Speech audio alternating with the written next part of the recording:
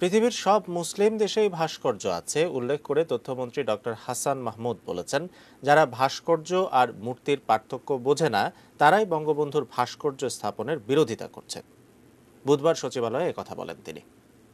সব মুসলিম দেশেই ভাস্কর্য আছে, ইরানে আছে, ইরাকে আছে, ফিলিস্তিনে আছে, জর্ডানে আছে, সিরিয়ায় আছে, লেবাননে আছে, তুরস্কে আছে, এমনকি সৌদি আরবেও আছে। সৌদি আরবের রিয়াদ শহরে ওটের ভাস্কর্য আছে, ঘোড়ার ভাস্কর্য আছে, সৌদি আরবেও আছে। তো যারা ভাস্কর্য আর মূর্তির মধ্যে পার্থক্য বুঝে না তারাই এই সমস্ত নিয়ে কথা বলে। আর আমি আশা করব সেই পার্থক্যটা তারা বুঝতে পারবেন।